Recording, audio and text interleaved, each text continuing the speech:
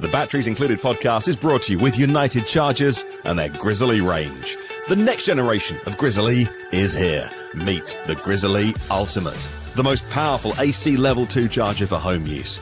With a maximum current of 80 amps, that's 19.2 kilowatts. Your vehicle could be charged up to twice as fast as a standard level 2 and up to 15 times faster than a level 1. And of course, it's Wi-Fi connected, so you can take control of your home charging, view stats, set a charging schedule, take part in demand response programs, and control your charger remotely. And that joins the lineup alongside the original Grizzly Classic. The Grizzly Duo, designed to charge two vehicles at the same time. The Grizzly Mini, a portable charging station. And the Grizzly Smart, a revolutionary smart EV charger. Those chargers can adjust the current from 16 amps up to 40 amps, that's 9.6 kilowatts. Plus, the Grizzly Ranger IP67 rated, built in Canada, and with the highest quality materials. You can order yours right now. Go to unitedchargers.com, that's unitedchargers.com. Hello and welcome to the Batteries Included podcast. Friday, February 14th, episode 75, Valentine's Day. Thank you for joining us. We love you long time on this show. On today's podcast, we'll be talking about the Volvo EX30 going cross-country. Rivian opens up its van orders, so your next delivery might not have Amazon on the side of it. And Tesla experiments with ways to stop cable cutting.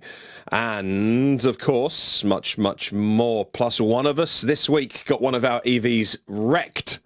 Find out who in a moment. I'm your host, Martin Lee, from the EV News Daily podcast. We are joined today by the illustrious Mr. Tom Malogany, senior editor from Inside EVs and host of the YouTube channel State of Charge, live from Vermont. We also have Dominic Yoni, longtime EV journalist and host of the YouTube channel Drive Electric with Dominic. And Kyle Connor joins us from the majestic, practically palatial halls of Outer Spec Studios, where he produces high-voltage videos for a number of YouTube channels and's been very busy lately, and we'll get onto that in a moment. But first of all, yes, one of our EVs was badly damaged this week. I can reveal the answer is Tom. It's the Equinox. I'm afraid she took damage. My morning looks like. How what happened, Tom? Yeah, so I was out for my morning coffee. I think I've mentioned that a few times here on the podcast. Every morning, I go to this local coffee shop. I meet a bunch of guys there, and we hang out. We solve the world's problems in about 15 minutes, and then we move on with our days. So I was parked across the street, and actually a local police officer was in there also grabbing a cup of coffee. And he grabbed his coffee and walked out. He's like, "See you guys," and walks outside. About 5 seconds later, he comes back in. He looks at me. He goes, "You got the black Equinox, right?" And I'm like, "Yeah." He goes, "Come on out. Got bad news for you." So he actually saw it as he was walking out, because it's one of those shops right across the street from this video. If you're watching it on video now, somebody was coming down with a Chrysler Pacifica. I guess they weren't paying attention. You could see my Equinox to the right side of the screen was the first car parked on that block. So I would be the first car hit. And there's the Pacifica right there. And he hit the back quarter panel, crumpled things in a bit, did a decent amount of damage. So yeah, the Equinox is out of commission now for a little while, unfortunately. Although not that I want any of my cars to get hit. If any of the three were to get hit, I would probably sacrifice the Equinox. Not that I like it any less. It's just that you guys know how I feel about the Lightning. Is my daily driver. I mostly do everything with that. The Equinox is our extra car. And the Rivian, I'm afraid how much that would cost to fix and how long it would take to get parts. So if there had to be a sacrificial lamb, I guess the Equinox would be the right one. Although I've seen online people complain that it's taking long to get parts for that vehicle too. But we'll see. So I'm going to make a little video, not a video series, just a video of what happened, talk about what happened, and then do a second video when it's done. And we'll talk about how long it went, how much it cost, what did they repair. I'm going to go to a Chevrolet dealership, one of their certified body shops. I have local body shops that I've used myself, but because I want to make a video of this and really see how long it takes, if there are parts delays and all the stuff, I don't want it to be blamed on a body shop. I'm going to go through a local dealer that has a certified repair shop, and we'll see how long it takes. It was as probably as harmless a hit as you could have. The rear quarter panel's crumpled. That needs to be replaced. The bumper skin needs to be replaced. There's not a lot of other issues. All the body alignments seem perfect. Nothing torqued. The rear hatch opens and closes fine. There's no panel gap issues anywhere. So it looks like he just kind of clipped the corner, bounced off, although it practically tore the wheel off the Pacifica. The wheel was like perpendicular to the car. So it wasn't like the guy could run away. But yeah, unfortunately, these things happen. Nobody got hurt, and we'll deal with it.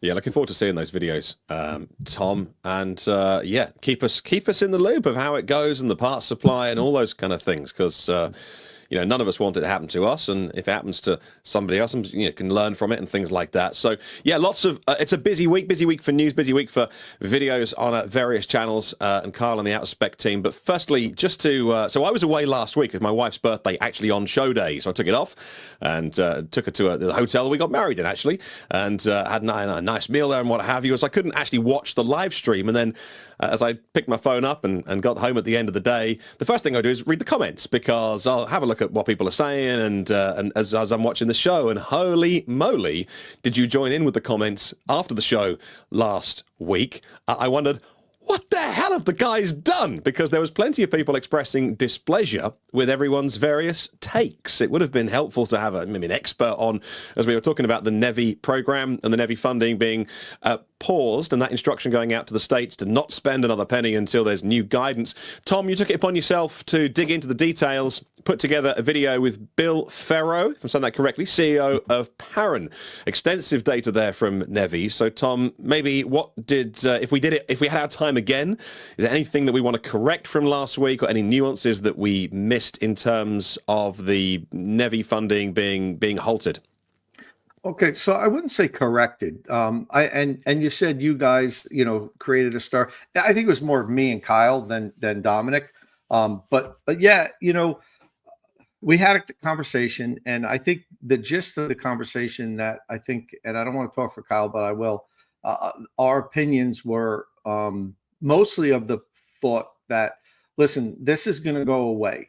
You know, the Trump administration has basically made it a point before they were elected that if they get in office, this is one of the things they're going to dismantle. So, okay, it started now, and a lot of people are upset, and a lot of people wish that didn't happen. And what I think what I specifically was saying was that, well, maybe, and this was total rationalization on my end, maybe in the end it's not going to be the worst thing, because it's possible that the government, the way it's being administered, isn't going to be the most effective.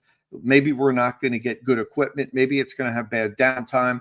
Maybe these companies it's going to be a money grab. They're going to install junk, and then they're not going to, you know, keep monitor it and overcharge people and all this stuff. And we got a slew of comments saying, listen, you guys must not have been following what's going on with NEVI. And I admitted I really wasn't. I wasn't watching it closely. It was me just kind of freewheeling and saying, well, maybe this and maybe that, and maybe it's not going to be a bad thing in the long run after all, because typically government doesn't run programs as well as private entities would. For instance, you know, if you would ask me, you know, how would you divvy up the money? I know you can't do this, but I would say we're going to give Tesla a huge chunk. We're going to give Iona a huge chunk. We're going to give EVgo a huge chunk, and let them do it, you know, and not have 50 different companies installing little bits and pieces here and there with all different equipment that has different processors to different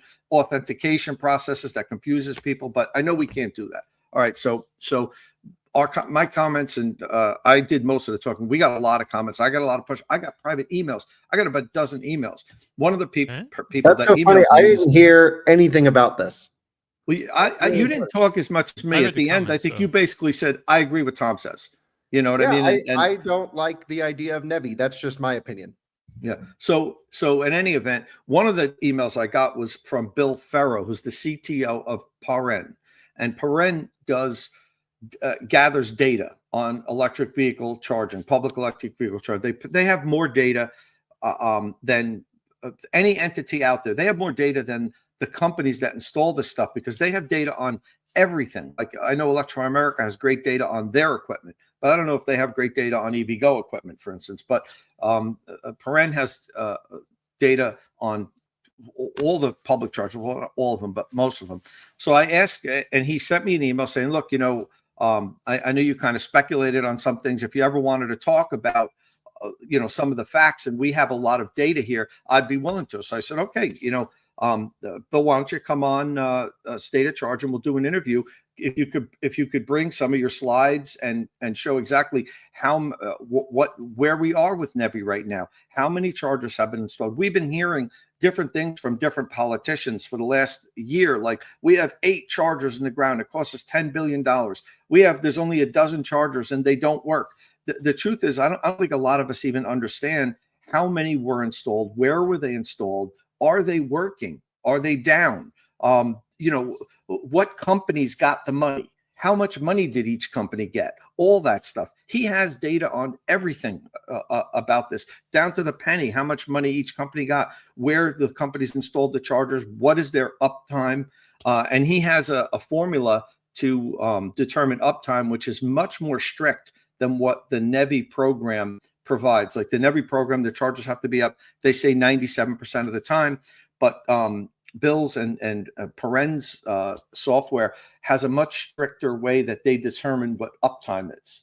So like for instance, the chargers in the NEVI program that have been installed, we have in 15 states, there's 57 sites, NEVI sites that are open now and operating, and about 300 DC fast chargers. The program started in 2022. It was signed into law, but it didn't actually get funded until February of 2023. So the February of 2023 is really the start date, because nobody could provide bids, or even the states didn't even know what to do and how much money they were going to get until then. So the gun got shot on February of 2023. So we're exactly 2 years later. All right. So in 2 years, we have 57 sites open, many others under construction, and 300 DC fast chargers operational. And this has the breakdown by NEVI. We have them by, so only 15 states actually have them in ground. There were quite a few states that said, because the way the NEVI funding was set up, each state got a certain allotment of money. But there were a number of states like Florida, for instance, that said, we don't want NEVI money because, we don't want chargers. So, keep your money. So there were a bunch of states that just, there would never be any chargers installed because the states themselves said, we don't want NEVI funds. We're not taking it. So we go through a bunch of different slide decks.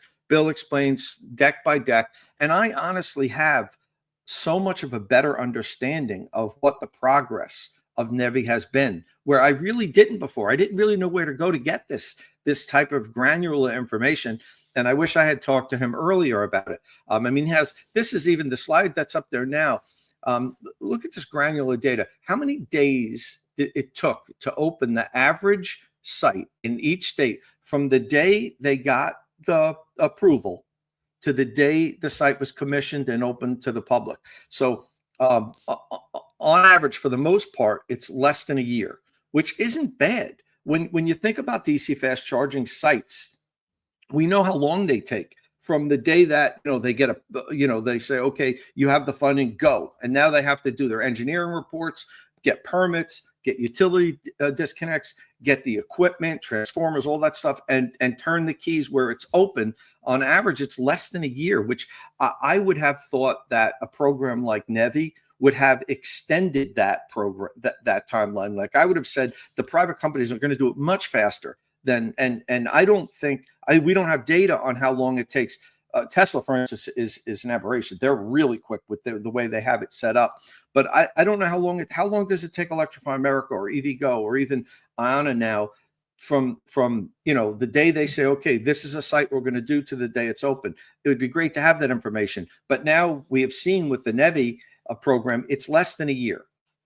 And uptime. Bill has information on uptime on all of the NEVI sites. Have averaged so far greater than a 90%. And he calls it, I think, the reliable. Bill, maybe you could put in the comment section. They have a name for it there. Reliability. I think it's the Paren Reliability Index, and it's much more strict than what the government uses for their 97%. They've averaged, I think it was around 91% uptime so far. And the pool of non-NEVI DC fast chargers, all of the other DC fast chargers in the country, average about 80%. So the NEVI funded chargers have, here's the slide that we have up right now. And he updates this weekly, the NEVI Reliability Index. So so far, now you have to understand, these are new chargers. They better damn well be up. Well, the other pool of chargers are, some of them are old, some of them are new. So it's a little misleading, but it does give us a snapshot at where they're at. And I'm certain Bill's reliability index is more strict than what the government uses for their 97%. These probably all fall in the 97% uptime, although he rates it different, which is why it's down right around 90%. So, I mean, what I came out of this was a much better understanding of the progress that NEVI has made, and understanding the DC fast charging industry, and having, I get such a good look behind the curtain, and so does Kyle, of the process of this. And we know the people that are working to install these for all the major companies.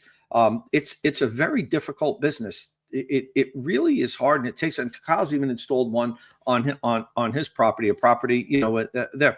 This stuff takes time. So I think a lot of people were upset because NEVI got passed, or the infrastructure bill got passed, and then it seemed like months, 6, 7, 8, 9 months went by, nothing happened. Well, that's because it wasn't even funded yet. Nothing could happen until February of 2023. Okay, the gun starts then.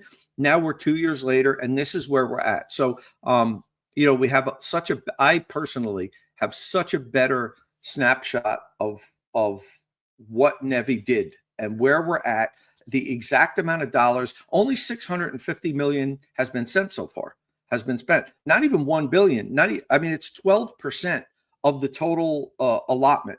So, but there's also a lot more that has been approved that's in the process, that I believe, even according to the memo that the Trump administration sent out, that money should still be okay, because it has been allocated. So, if it does get stopped, what's going to happen, honestly, this is going to get dragged on so long through the courts.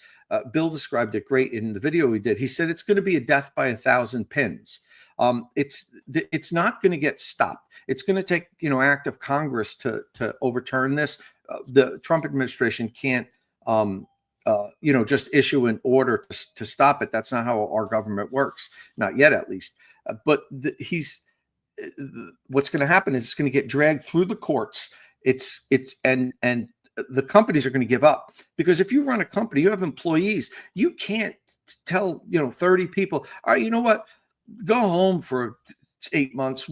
I'll call you when Congress gets this straightened out. So it is effectively probably going to shut down NEVI, and you can have your opinion on whether that's the right thing to do, the wrong thing to do. I've said, and this has upset a lot of people in my comment stream, I've repeated that phrase, that elections have consequences. The Trump administration now has a directive. They have a path they want to go in. They won the election, and they're going to take that path. And my thoughts on that is just do it legally. However, whatever you want to do, if you want to stop NEVI, if you want to repeal the federal tax credit, just do everything the proper course of action, through Congress, the way everything's supposed to do. It seems like the way that the new administration has got kicked off, without getting too political, is just like so many executive orders and things. Everybody is confused, and nobody knows what to do. And these companies can't operate this way. It's not fair to these electrical contractors that put bids in and have families and have bills to pay, that they got a signed thing that, yeah, the funds are going to be yours, go. So they immediately went out and started spending their own money on engineering work, on permitting, all this stuff. And now the funding is frozen. So that money might actually get released because it was already approved. But if it gets a release 10 months from now, half these companies might go out of business in that time, or just give up and say, well, we can't do it. We can't wait hoping that the money is going to get released. So in any event, you know, if you're interested in NEVI, take a look at the video on my channel. It's as I expected it would be. It is it's polarizing. Every topic we talk about now is polarizing. I don't think there's nothing I can say. I can't walk down the street and say that's a nice building. When I do, 50% of the people are going to tell me it's ugly, and the other 50% are going to agree with me. So there's a lot of comments on both sides of the aisle, and you know, I've had numerous people even say, "That's it, I'm done with you. I've unsubscribed from your channel," and I'm okay with that because I don't think I said anything. I made one snark comment in the whole video, which you'll see if you watch it. But other than that, I think everything was just informative, which is what I wanted to do. Bill came on. He gave us the facts. Whatever you want to do with the facts, go do with it. Good. Yeah, Good. great stuff. We'll go watch that. And yeah, it's it's an interesting time to work at a car company. Ford CEO Jim Farley is about the only one so far that has stuck his head above the parapet, as it were. Sometimes, I don't know, maybe the other car companies just sort of keeping down low and not being a target. But he said on Tuesday that you can't just impose tariffs on the 1st of February and then delay them to the 1st of March. He said you blow a hole in the US automotive industry, and it's not life and death yet, but this is serious stuff that you know, lots of people's jobs we're talking about, especially when there's competition out there.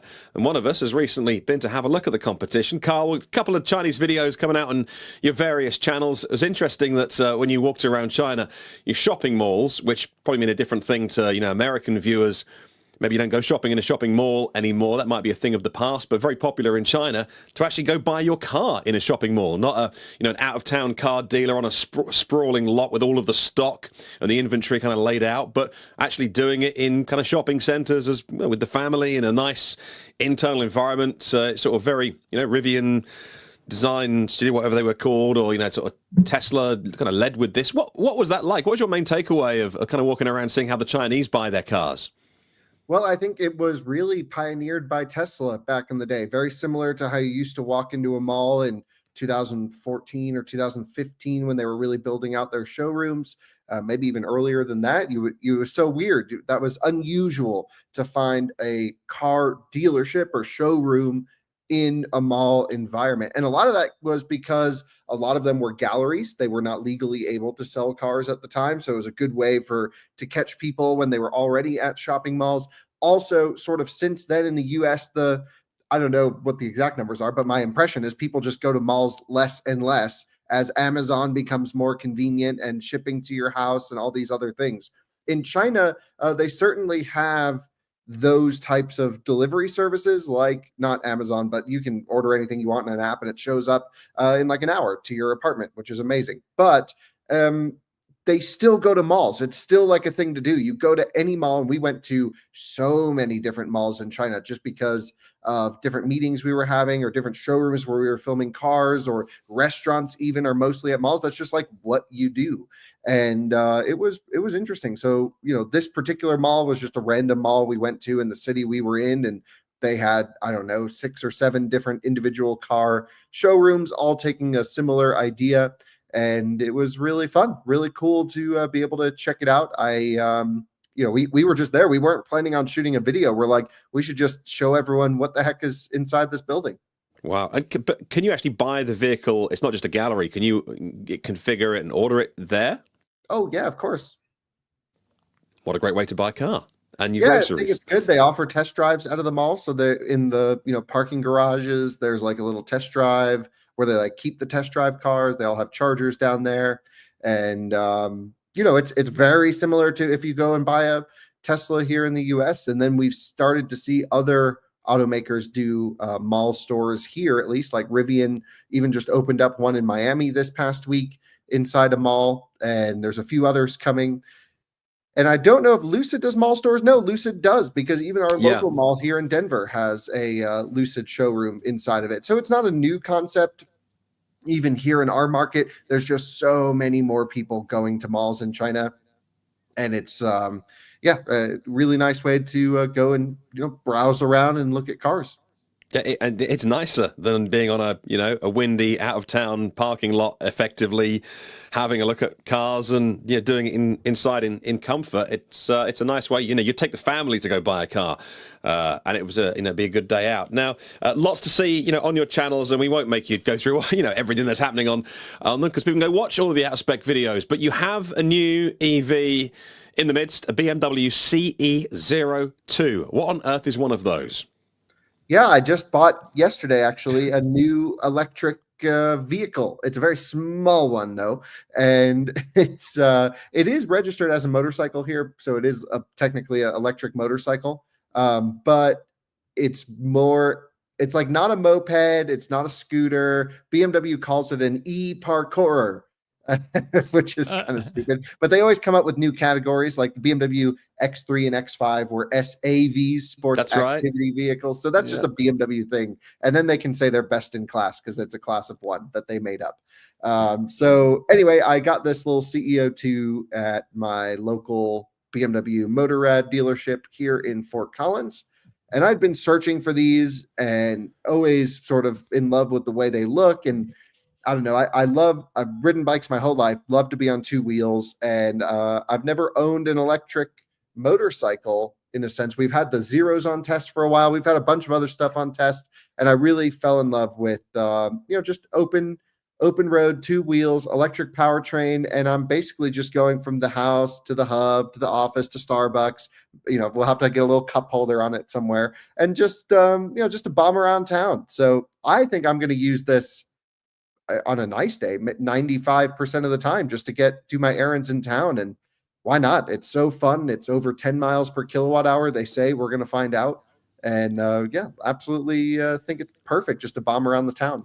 I love this so much. I have this phrase in my podcast that, sometimes the best EV or the best car is not a car. And it's much easier to tell people if they have been driving cars forever to change their next petrol one for maybe a plug-in hybrid or a full electric one. To say to them, well, maybe you should walk or e-bike or get an e-motorbike. It's a bit of a stretch too much. So someone like yourself, as influential as you, to say, hey, look, you can do this on two wheels. I think it's really cool. There's not enough voices. Micah, Electrek. He's had his own stuff going on for a long time before he would contributed to Electrek, has been doing especially e-bike stuff for a long time. He's really good in that space, and obviously with your sort of the scoot stuff you've done is really like the micro mobility, e-mobility, two wheels is so interesting. So make sure you check that out on the channels. Hey, I realized at least the last time I spoke to you, we talked a lot about the first time you were in China, and you said the road trips were cool. You've been taking a ton of crazy road trips in China, which of course ends up on the out-of-spec motoring channel, which is for some people like myself who just like to watch really long-form motoring content, it's just heaven. So you drove from Hefei to Hangzhou, if I'm saying that correctly. The Neo ES6 was your ride for that one. Just what's it like when you're in a foreign country? Everything's different. The language is different. The car's AI system, does it speak English? What was it like doing those big road trips in somewhere kind of alien? First time you were there. Yeah, well, that's the most exciting part, because road trips are supposed to feel like adventures. And at least here in the US, we really do road trips so much. I think we've done almost every major highway. So it's just like seeing the same thing again whenever we go somewhere. And when we travel outside, it's like, wow, it's new. The people are different. The culture is different. The driving style is different. The cars are different. And it's just really engaging, really fun. Even just figuring out here how the toll booths worked. That whole system was hilarious. And we had a great time, with translators, learning everything. And it was a wonderful experience. So this was like a little test road trip. We still had to battery swap, and, it was far enough, but the big road trip, I think, either goes up tomorrow or Sunday. That's where we did Shanghai to Beijing, which was a really fun drive. And that I'm really looking forward to sharing that video with everyone. It was so much fun. just thinking about it, it's like one of the reasons that over the years, and we've watched Björn Newland's videos, he's a Norwegian content creator, and you get to know the places that he talks about, the charging stations, but all the words are foreign to us, but equally familiar, because every road trip looks kind of the same. Like if you change the signs here for American signs, like apart from that, because each country has its own kind of font and colors and stuff, like a road trip looks like a road trip. So this is really cool. Why is there a hat on the NEVI thing? Did you do that? That was something Neo kept, they were like, oh, you're Americans. We make a cowboy hat for NEVI with a Route 66 sign on it. I thought it was so funny. We kept it on, and we even switched it when we switched cars to go up to Beijing. We took the cowboy hat with us, and I think I still have it somewhere here. So yeah, that was really fun just to have that with us. Oh man, that's mega. That's really cool. Yeah. Yeah, this week, Geely, Megacorp Geely, sort of reorganized the chess pieces on the board a little bit. So Lynk Co was originally a joint venture almost 10 years ago now with Volvo and Geely. Lynk Co hasn't been the success outside of China that it hoped to be. The 01 didn't do massively well. Their first full electric, the 02, has done a bit better. But Volvo kind of disposed of their stake in Lynk Co, and that's gone to Zeekr, and that'll sit underneath Zeekr as a Zeekr Lynk Co and the future models. There's like 5 of them coming out this year. So they've got big plans for the brand, but it is just Geely kind of, shuffling the chess pieces a little bit on the board. But you did get to drive the Lynk Co 02. We do have it here in Europe. It's about 36,000 euros. And so not massively expensive. That'll be with our 20% or so VAT anyway that we always pay on consumer goods. And so kind of a sister car to the Volvo EX30. It sits underneath our 40 grand bracket here in the UK for the luxury car tax. So it's sort of that kind of that price area. What was it like driving this and comparing it to the EX30? Yeah, it's great in many ways. I actually liked it more than the EX30. It had a nicer rear seat. I thought it had better software. Keep in mind, it's been a few months since I was in an EX30, and my understanding is they have a lot of software updates to kind of fix that car. If you remember, EX30 broke down on me while I was driving it and had all weird bugs, and I was like, how is this a car from Volvo on sale?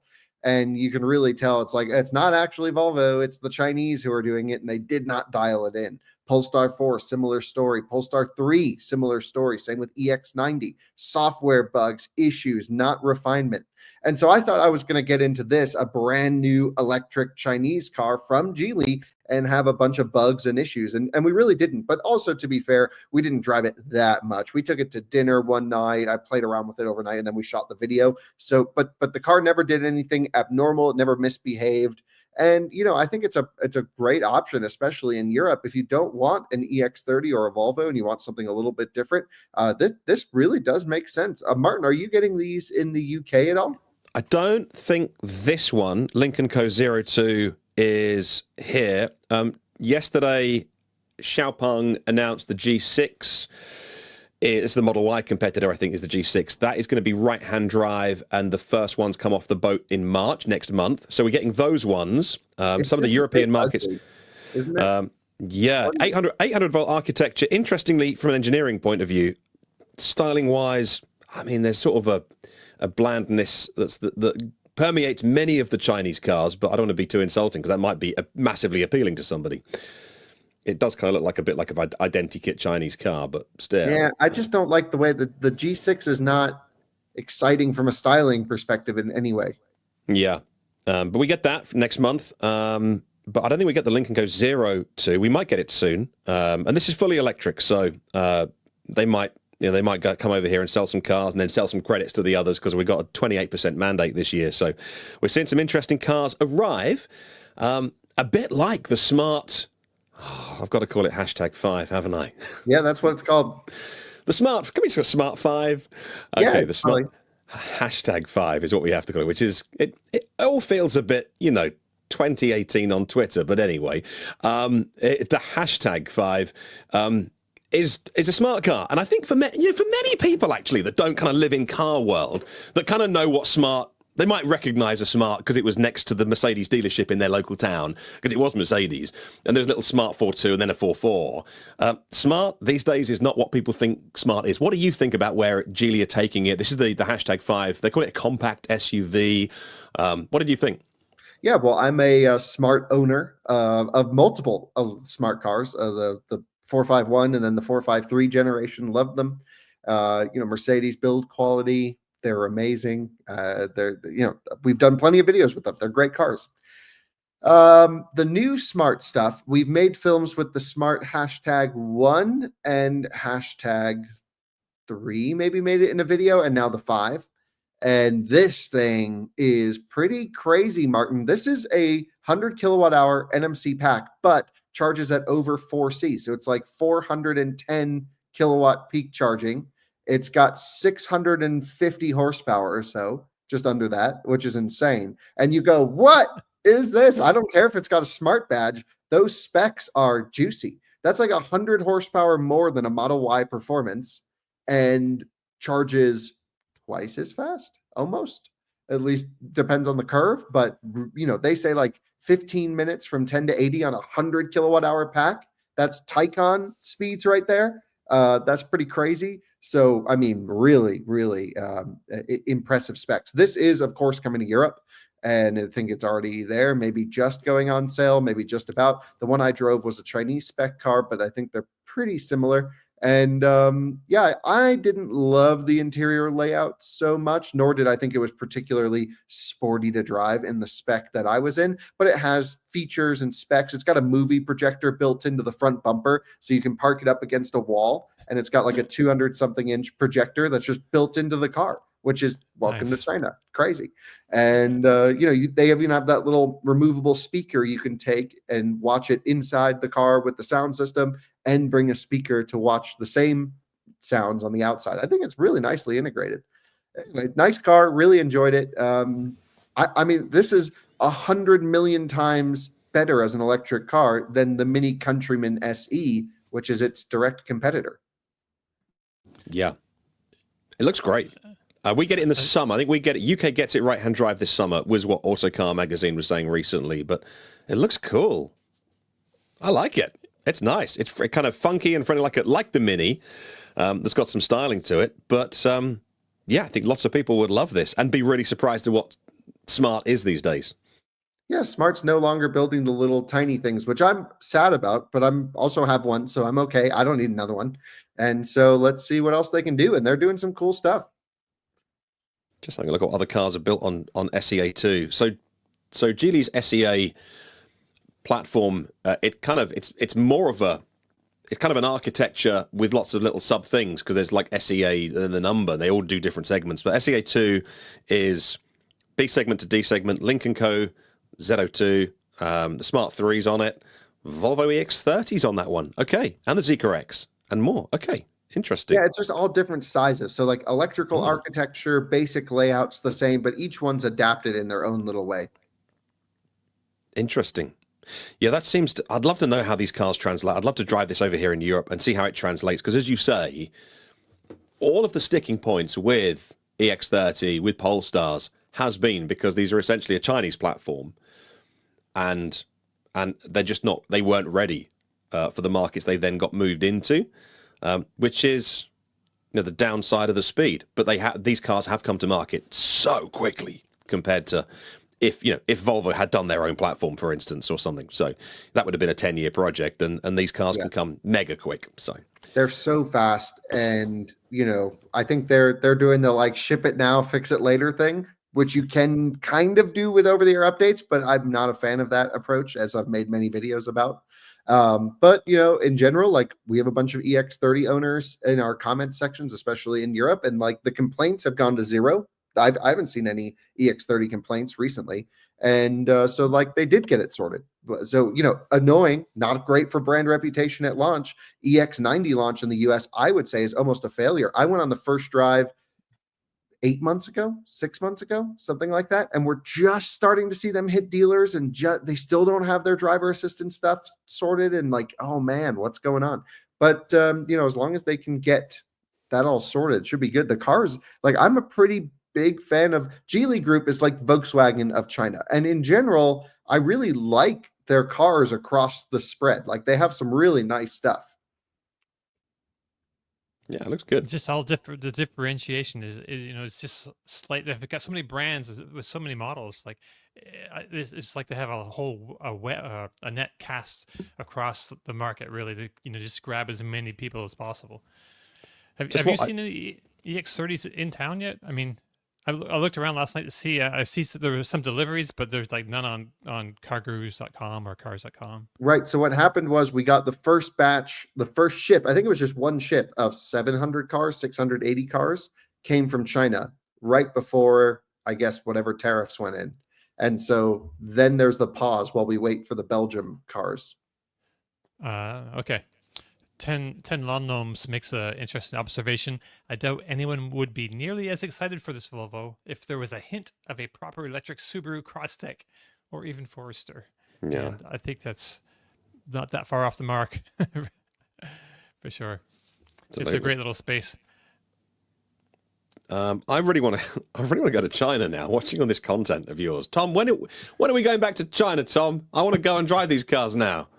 Yeah, I know. I'm going to be going in the next couple of months. I'm not sure exactly for Shanghai Auto Show or for another opportunity that I have, but I know I'll be heading over there. So if you want to meet me, Martin, come on over. Maybe we'll get. I know you don't have to ask Kyle twice. If you guys could somehow swing it, I'm sure Kyle will come over also. Imagine doing an episode over there. Would be very, very cool. We just need to get taken over by someone that can, grease the wheels a little bit. You know what I mean? Like translation and stuff like that, and make sure we're not doing anything wrong. No, that's the wrong way of doing it. You got to do it how we did it, which is just go for it, and whatever happens, happens. Excellent. And it's more fun. It's not an adventure if you have a tour guide, Martin. You gotta just gotta go and be with the people. I got 2 kids. I can't go to jail in China. No, they're not going to put you in jail. I mean, we really did some stupid stuff. I ignored all of Tom's suggestions, and we're fine. Amazing. You're here to tell the tale. He still wasn't arrested. That's great. Yeah, no, and I was like full sideways a couple times, like through intersections and stuff, and nothing ever happened. So, allegedly.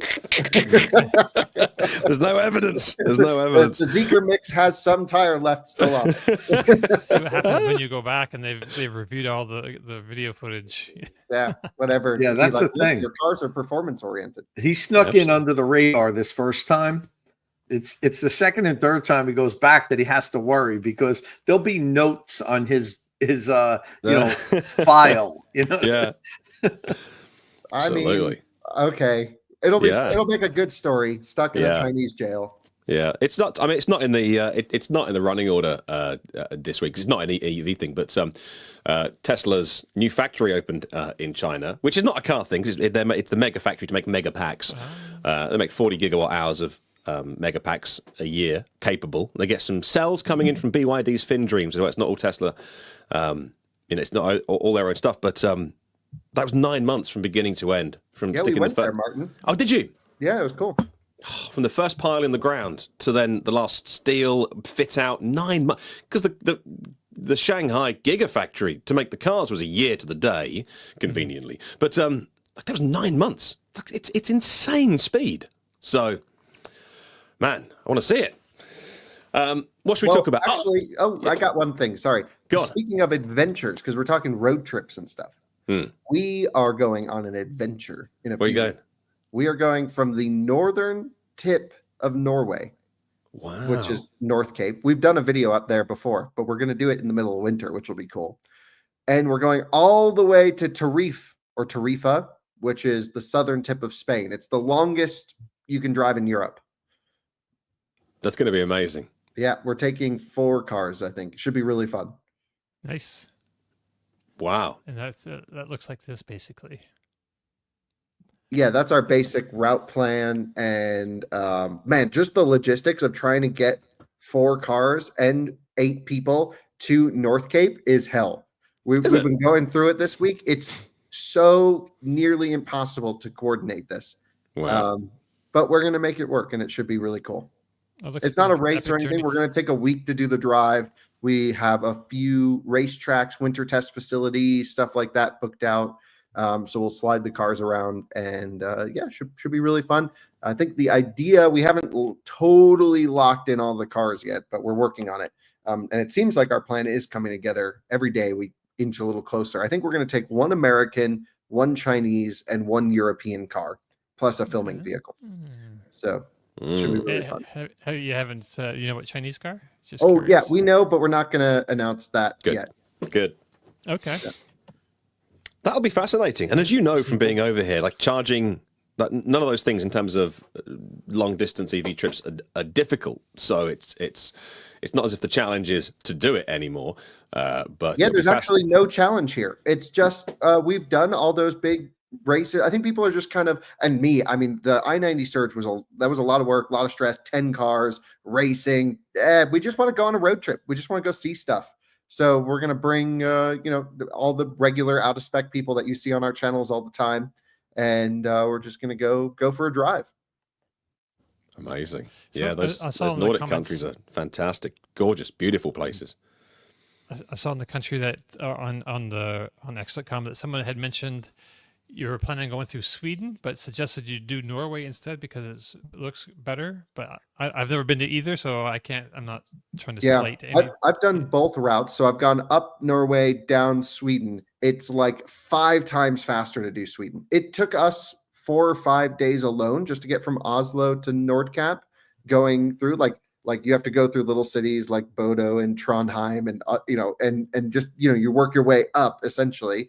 And Tromsø is one of my favorites. That was cool, but it takes forever, especially in the wintertime. The roads always have that much, just a nice thin layer of ice the whole way. You got to drive 30 miles an hour, and for when we have everyone over in Europe and people are busy and we have to make content, it would be way more beautiful to do that, Dom, but it's middle of winter. It's going to be dark most of the time. So we're just going to blast through the highways in Sweden. I am going to drive up that way, though. So we will have a separate road trip, I think, with me and some friends, bringing the cars up to the start line, driving up through Norway.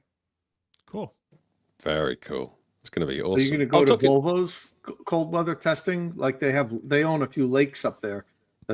We're actually using Nokian Tires, our sponsor, of course, has the largest winter test facility in the world, I believe, in Finland. So we're going there. Cool. They have something like 26 individual tracks at their one giant facility. It's insane. Nice. That's going to be awesome. Oh my God. Cool. Talking of road trips, a couple of your friends, old friends, dropping in recently on a road trip. I love these stories. This isn't particularly kind of groundbreaking because we've seen these stories over the time. Like high mileage EVs are still going strong. They're absolutely, rock solid, or maybe some of them have had some work done. But there's still fascinating stories to be heard regardless. A couple of your old friends dropped by as they were driving from Seattle to North Carolina. They just bought the car, but a super high mileage one, I gather. That's on Out of Spec podcasts, and so good to have some friends drop in and tell you about that. Any particular things from this one? And I think the videos should be rolling starting today or tomorrow, but we had my buddies bought a 250,000 mile, pretty much on the nose, like 250,300 mile Model S from 2019 Raven car, unlimited powertrain warranty on that, still in effect, which is great. But as far as we can tell, everything's been fine, and the car's been holding up wonderfully. It's been really, really impressive. We did a range test, we did a charging test, and a 10% challenge while they were here. So all of those videos will go up. I will say it did beat the BZ4X in the 10% challenge, but not by much. It was really close. Okay. So is it degraded somewhat over that time then? If it's Nope, actually, it's just old Model S's kind of suck at road tripping. They're so slow with charging. Okay, but it's not that old. It's 2019. That's like you said, it's a Raven. That's forever. That's forever ago, Dom. It's the Raven. It's the Raven standard range, which uses the old 75 kilowatt hour pack, which charges terribly.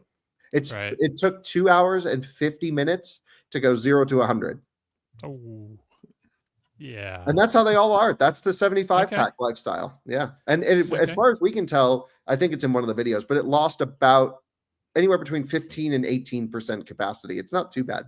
It's quite a lot, actually. That's great, actually. A $9,000 car? Dude. Yeah, $9,000 with FSD. still does 200 miles at 70 miles an hour. Like, you know, it's just the charging is slow. That's the main. But if you run it to dead and charge it just enough to get to the next charger, it's really not that bad. It's the top 10, 20% that just takes forever to get up to 100. So you're never going to use that anyway. So like 0 to 80 is like an hour, basically. It's not the end of the world.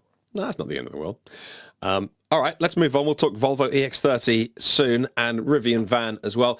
Quickly though, Tom, I want to get some details about this this charge port cover assembly on your Ford F-150 Lightning. Your truck is under warranty, but you went the DIY route. Why? How difficult was it? And why do you need to do that job? Yeah, so this wouldn't have been a warranty. It was my I messed up. So I was rushing. After I did my driveway with my snowblower, I was rushing to move the cars around. I had the Lightning pulled in the garage. I was shuffling cars around, and I backed out with the charge port flap open, even though it tells you that it's open on the driver's dash. So I hit I caught my charge flap on the handle of the snowblower, pulled it back, flipped the cover off. There's like a plastic cover, outer cover. So I thought that I could just snap it on. It looked like I could. I snapped it on. It felt nice and tight. So I was like, wow, I dodged a bullet. This thing's pretty, you know, I didn't break it. But then when I came home later that day, I looked at the truck and it wasn't on anymore. So I'm like, all right, now I need to figure something out. So I thought it would be fun to make a video showing people first of all, I didn't even know if I could do it. But I figured I'd make a video of me taking apart the charge port and seeing if I could put in a new one. So I got one online. They're like $250, and it's just it's not anything with the high voltage CCS one inlet. It's the surround to that. So I said, let me order one online. I'll see if I could do it, and I'll record the whole thing. If I fail, I fail, and then I'll take it to the dealership and get it done. So I got one online. They're like $250, but I found one on eBay for $185, the right color with the lariat and badging. And I bought it, and I made a video of me swapping it out, and I was able to do it. It's really not that hard. And, I just thought it would be, number one, it's free content because I had to do it anyway. And I thought it would be fun just to show people because I'm certain I'm not the only person that's broken their charge port flap. It happens on all, EVs, particularly the ones that don't auto close. When you get in your car and turn it on, a lot of electric vehicles like the Rivian, for instance, the charge flap will close. Teslas have always closed. My Equinox won't close. Neither does the Lightning. And there's mixed feelings on that because I know a lot of people say, well, it's just another thing that's going to break. I can close it myself. I don't need the car to close it for me. There's pluses and minuses on both sides. It also depends on how it's integrated. The automatic charge flap on my Model 3 broke after 2 years.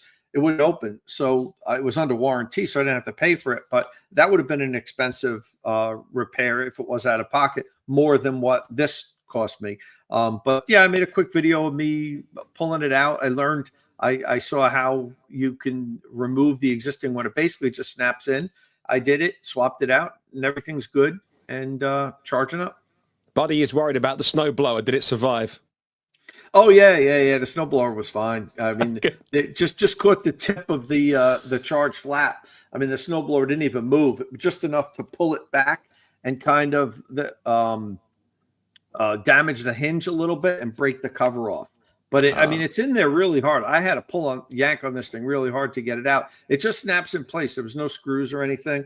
It just kind of snaps in around the CCS1 part. There was a wiring harness I had to disconnect. But other than that, it's really simple. So I hope maybe this helps somebody have courage to do it themselves rather than go to the dealer. Because if you break your charge port, that's not going to be a warranty item. It's obvious that it was due to neglect or misuse, like what happened with me. So yeah, there were a couple pieces of the plastic that was broken, let alone the fact that I lost the cover, which really wouldn't have. It's nice and sealed still. The inner parts with seals moisture, but I'm not going to drive around in a nice looking truck without that cover. It would kind of look like hell.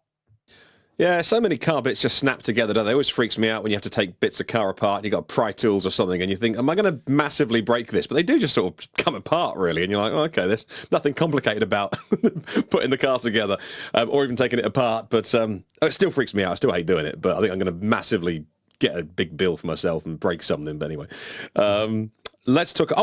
After the show last week, you put your Cybertruck video out. So you borrowed a Cybertruck, compared supercharger V3s to V4s. Well, 3.5s if you want to be pedantic.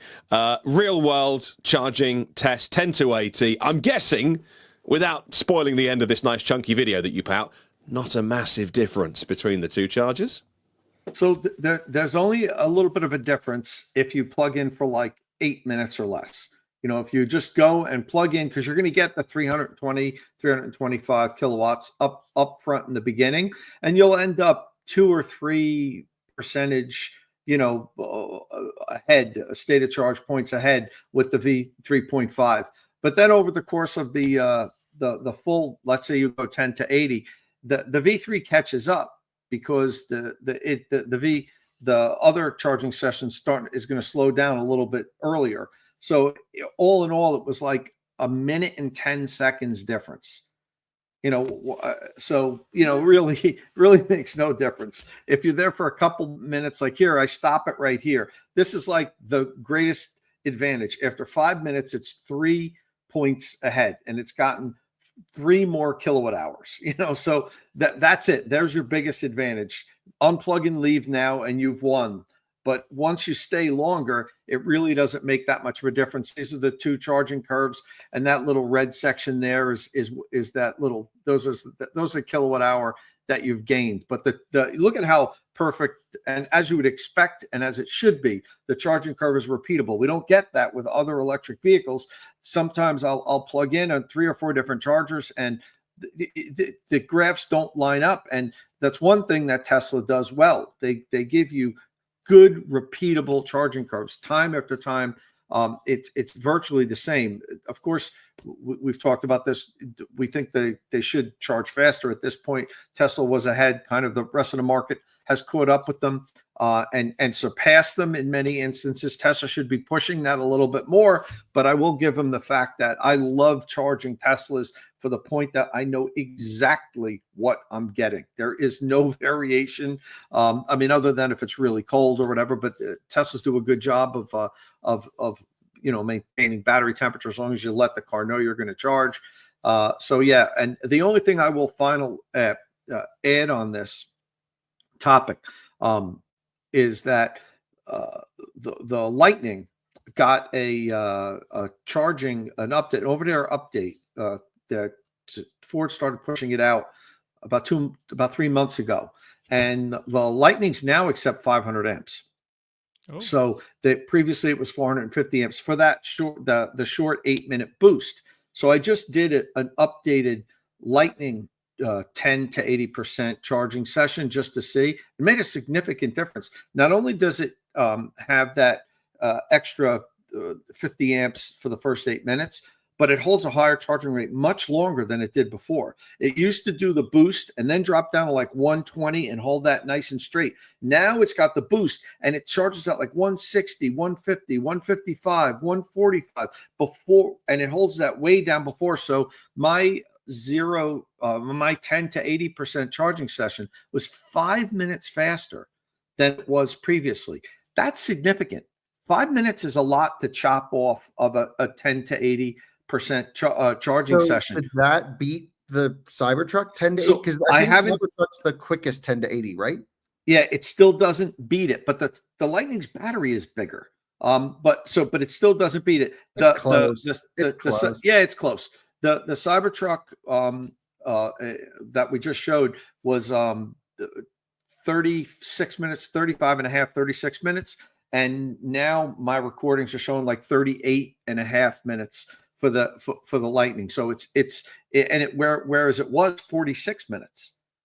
So it actually has made a big difference. And just last night, driving up here to Vermont, and I drove up last night, I didn't organize my trip. It was kind of a last minute. So I left my house with only 60% battery, and I stopped at one of the Apple Green stations on the New York Thruway, which are highway robbery. I think I freaking paid like 61 cents per kilowatt hour or something like that. But I don't care. That is Pilot Flying J EV Go Yeah. sites. Yeah, I don't care because I use it so infrequently. To me, it's worth the extra 10 cents a kilowatt hour because it's right on the route, and there's bathrooms, there's a Chick-fil-A, there's a Starbucks. So I'll pay the 10 cents. Not if it was my commute and every day I had to do it, but once every couple of months, charge me whatever the hell you want.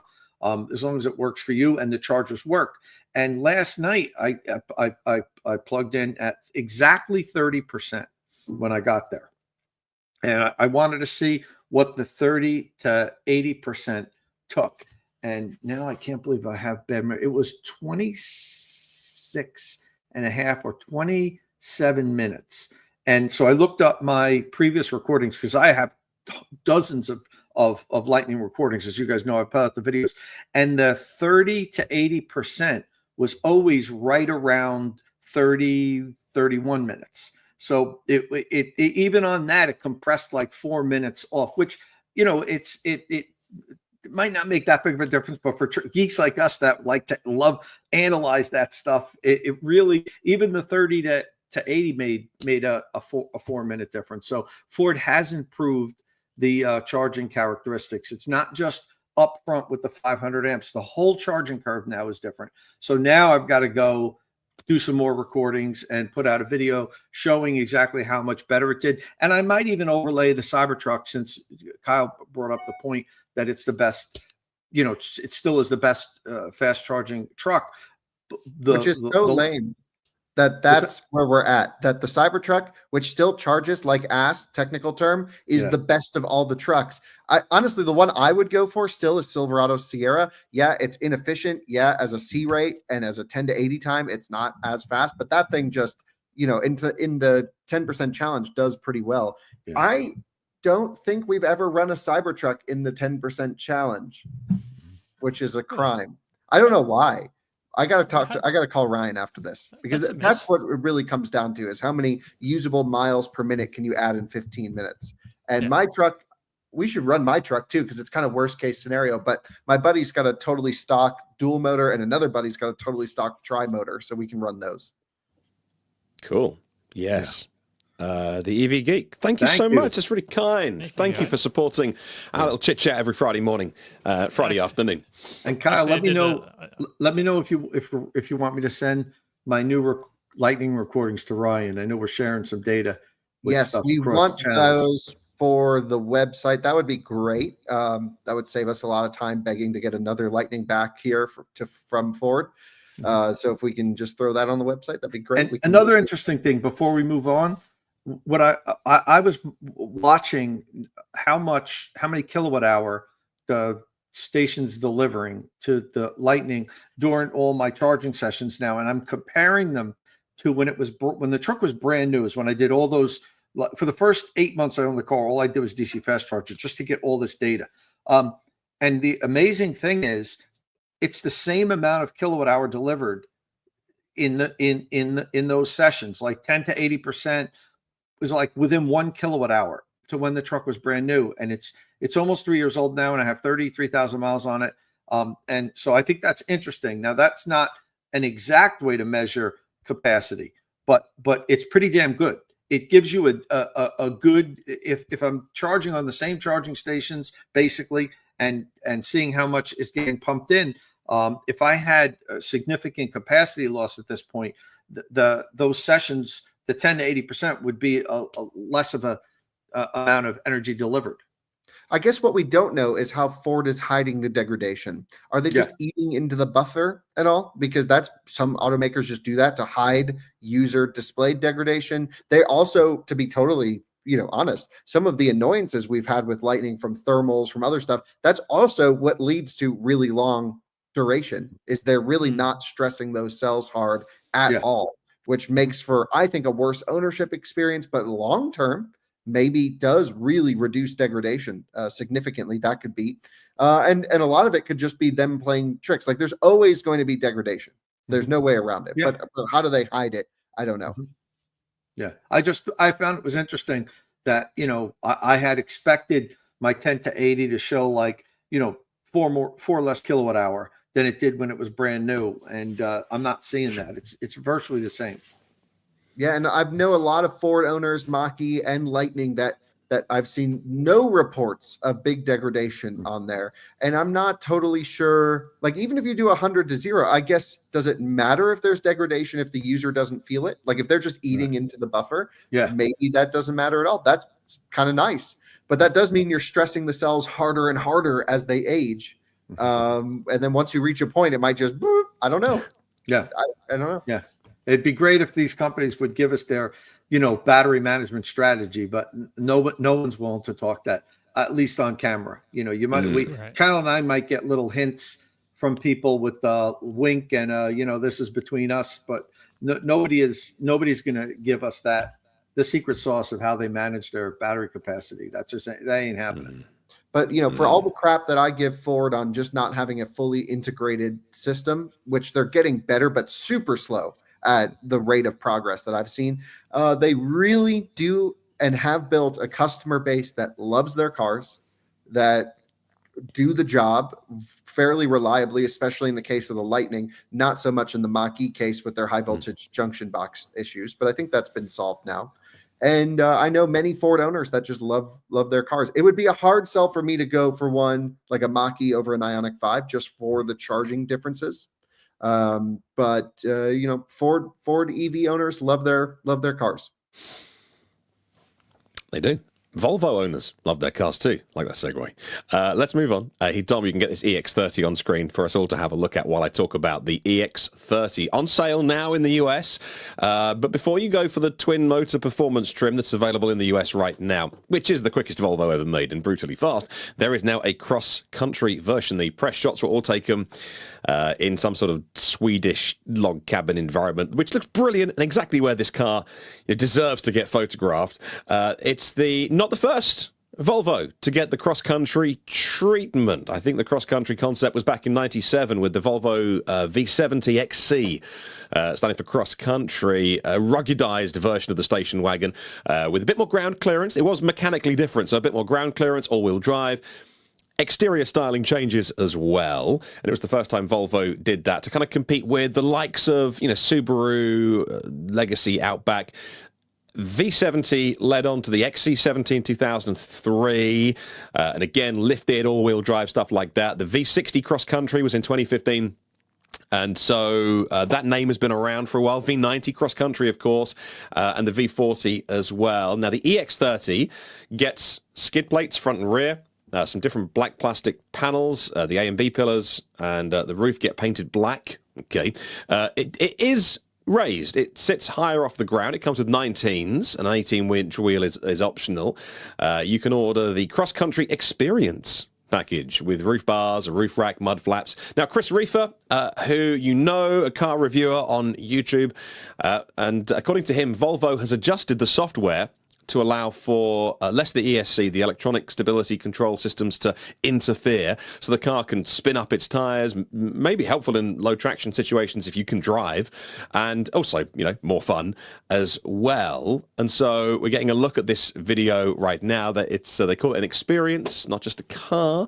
And I don't know when this one actually arrives with dealers. It does seem to be a little more than just sticking on some black bits of plastic like the Insta/Casper Hyundai one, the little baby one.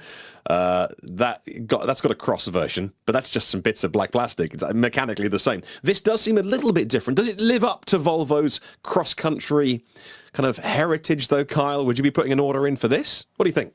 I've never been a Volvo cross-country enthusiast. I've been a Volvo enthusiast, but I've never loved the cross-country trim line, if you will. Really? They're very popular here in Colorado because so many people live up in the mountains on dirt roads and have the occasional little thing to cross, and higher ground clearance for the snow is nice.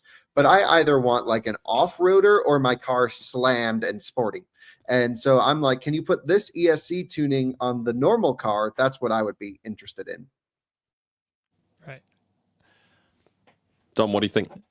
I was just thinking, I like it. I like the regular looks, but I hear what Kyle's saying, but I mean, I don't know how much more hardcore. I mean, you can go with this car really, like and stay within like the law rules. Yeah, you can, which is why, like, to me, I'm glad they do it. This is probably going to account for a significant portion of the sales.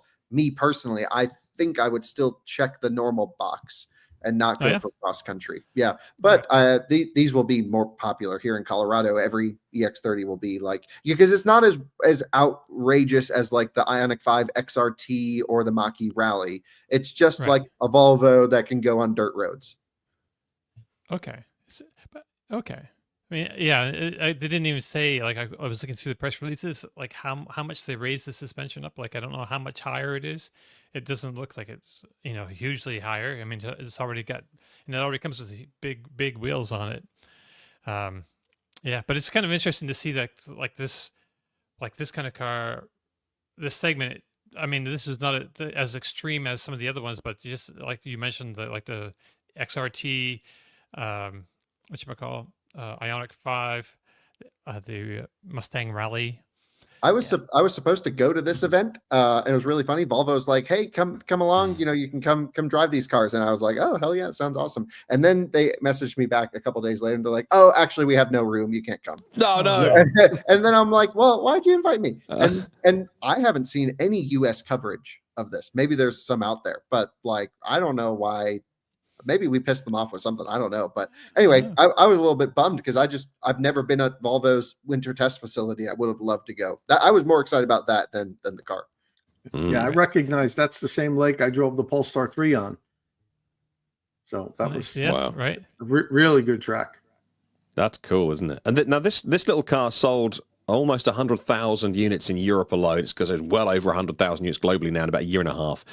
It was summer 23 got its China launch. I can never find an exact launch date for this thing, but it is, I mean, as Carl says, largely fixed now software-wise, because hardware-wise there was no problem, and there's not a huge amount of hardware in it because it's decontented and stripped down. You've got a screen and a steering wheel, but otherwise, essentially, the mechanics of the vehicle are solid, and that was never the issue with it. It was the screens going blank or, the software not working.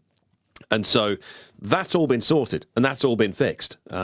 And absolutely, if you're paying $20 a month for your Microsoft subscription on something's in beta, I can kind of live with that. And if you're spending 40 grand on a car, I kind of want it to be done when I buy it. It's a different kind of kettle of fish of ship it and fix it, but still, it's selling really, really well. Third best-selling EV in Europe last year, behind obviously Model Y, probably Model 3 as well, I imagine, but I'd need to check, but it well inside the top 5, and some countries have this as the best number 1 selling EV in their markets at the minute. So it's going down really well. It's obviously still a premium. It's Volvo, and it's not the cheapest car to get, but it looks really cool. So software seemed much better, says the EV Geek on the EX30 we reviewed 2 weeks ago.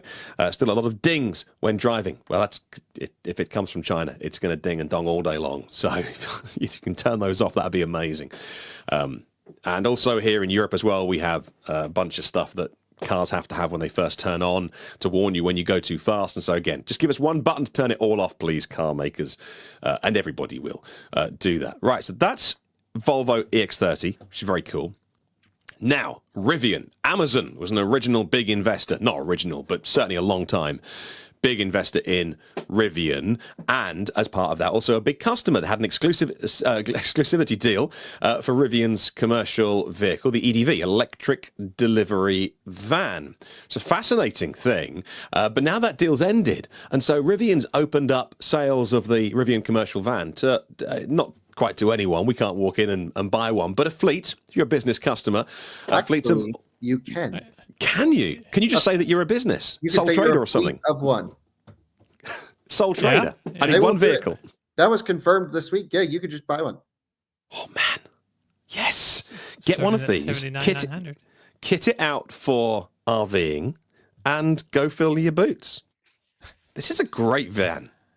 Van life, my friend, in this. Brilliant. There's a full review on the Out of Spec Reviews channel of this van, and from a while ago, and I really loved it. Thought it was cool. Seems expensive for that range. It does, for sure. It's what's weird to me is like, okay, it's a little bit bigger than an R1S or R1T, but you get nothing inside. Like it's just an empty van, and it costs the same, and it's only got one motor, and it's got a small battery, and so I don't know why it costs more. We want the range of the other vehicles up to Yeah, like 420 we miles. want quad motor Rivian van with 1,000 horsepower. What's stopping them from doing that? Nothing stopping them. There should be plenty of room in these things for a huge. You just put two battery packs in there. Yeah. End to end. Now we're talking. Yeah. Batteries are getting cheaper all the time. Rivian, Anyway, you can do it. My suggestion: wait for these to come up at Copart. Wait for these to come up on the used market, and buy them at half price. Your suggestion is always wait for something to come out 3 years later when it's. I mean, it's just they're gonna just tank in value, and this is gonna be a tough sell unless you're like an RV conversion company. This isn't even the right van to use for that because the range and the charging is so lame. The e-Sprinter smokes this thing in almost every category, and it's rear drive if I remember correctly.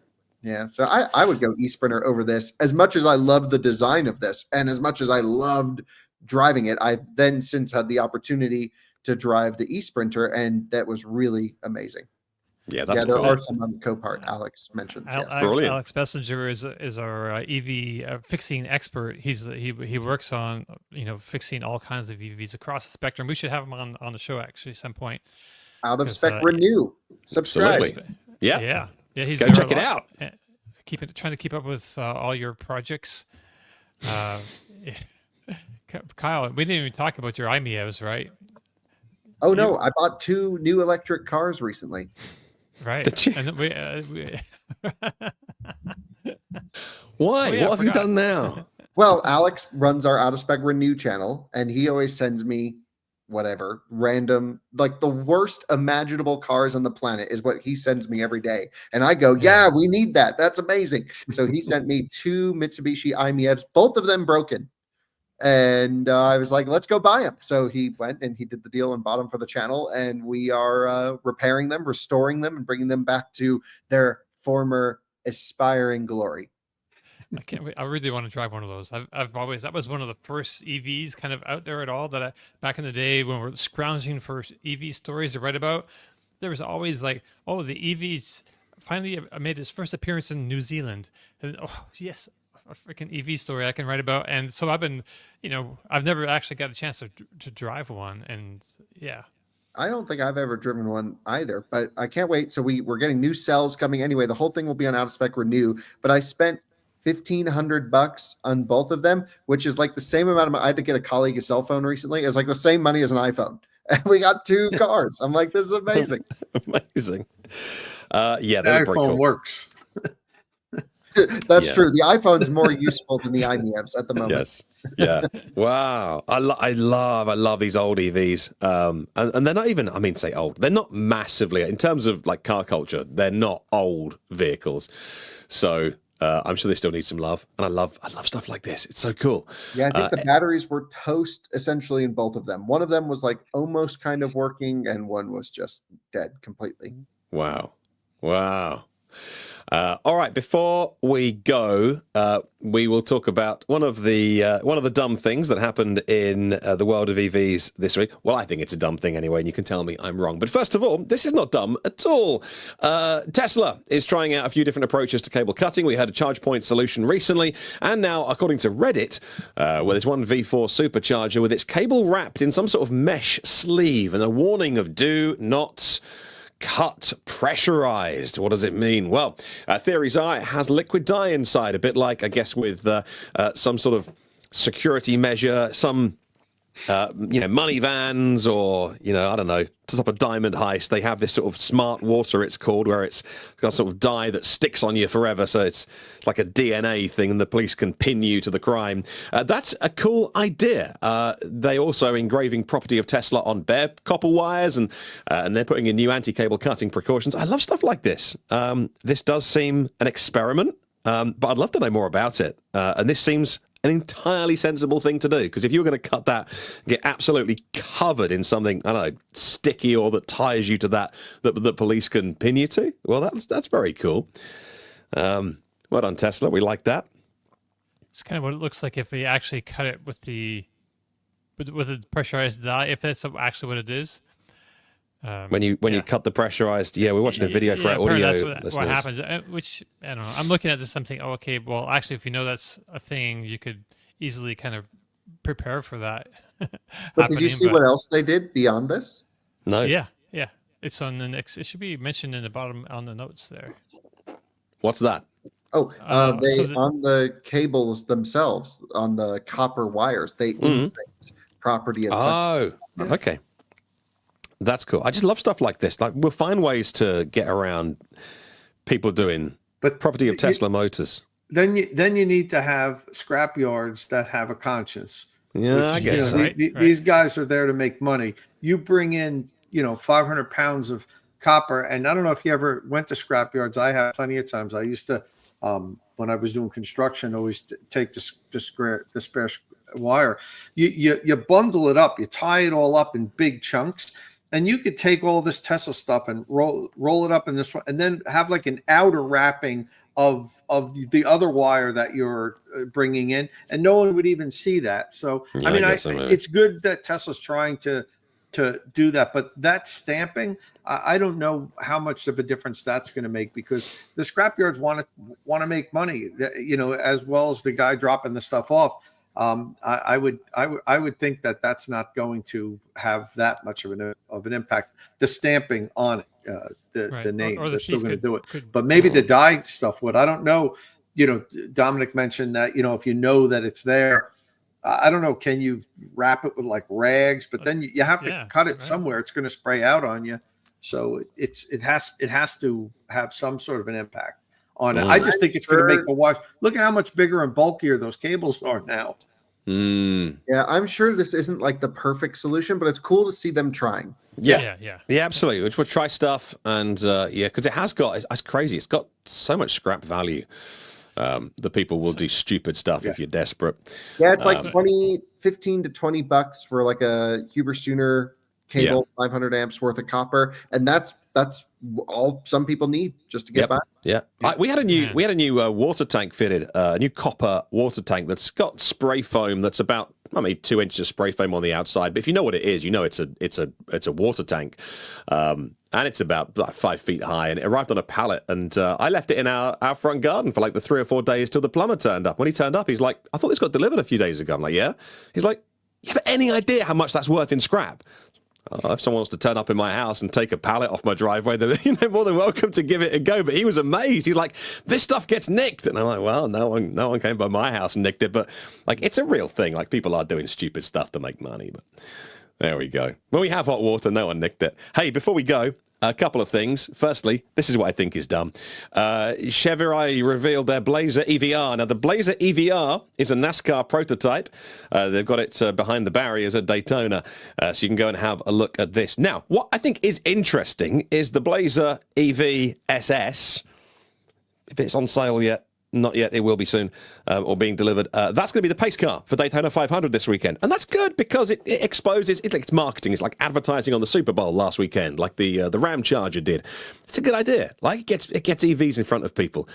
But then making EV NASCARs, I don't know. I think you're poking the bear with that, because what reaction are you going to get from NASCAR fans? Like, oh, yeah, great. We really want our sport to go electric. No, terrible idea. So having it as the pace car, like, it's fine. It'll be what it is. They'll talk about, wide open Watts mode, and they'll get marketing out of it. And that's all cool.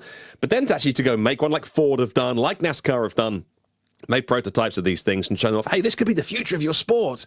Like, what do you think the fans are going to say? Like, no, thank you. EVs, burn them down.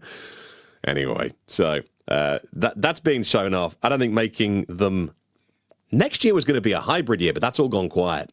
Look, you don't need to. Leave NASCAR alone. It's not in its heyday anymore, but it does what it does, and it's a thing, and it shouldn't go electric. I mean, if you want to watch, just don't touch it. Yeah, like electric racing, the Formula E has two races, a series night races in Saudi Arabia. Doubleheader on this weekend, and they've got the 600 kilowatt charging. It's like I think it's like a 10-second. You have to stop. It's what they call mandatory. One mandatory stop during the race, and it just blasts you with 600 kilowatts and sends you back on the track. And anyway, yeah, that's going on. Yep, absolutely. I'm not a huge racing fan, but I don't know anyone that's into Formula E other than because it's their job. Yeah, hasn't caught on. I mean, I was enjoying the first 2 seasons, and I got a little turned off about about even racing in Saudi Arabia personally. But I understand that's where the money's coming from to kind of support the whole venture. I think to a fair extent, and so it's there. It's been there for quite a while. I like to see that it's evolving. The whole, these cars have really improved over because they started in 2014, right? So 9 years, and the cars have really improved significantly, and the race that has changed somewhat too. With those before they had like 2 cars per team, and you had to stop and switch cars, in the middle of the race, which is kind of crazy. So. Yeah, and maybe they could have gone with battery swapping too but they're doing this, big charging boost in the middle of it. I like that they're doing the charging. That's something I really wanted them to see. Right. The changing of the cars thing wasn't terrible, actually, because you got to get to see, with open wheel racing like that, you don't get to. Sorry, I was looking down my screen and not looking at you, which is very rude. With open wheel racing, and you don't get to see the driver apart from just their head, their helmet colors, and stuff like that. And they actually used to jump out of the car, run across the garage. The team members would strap them in and stuff.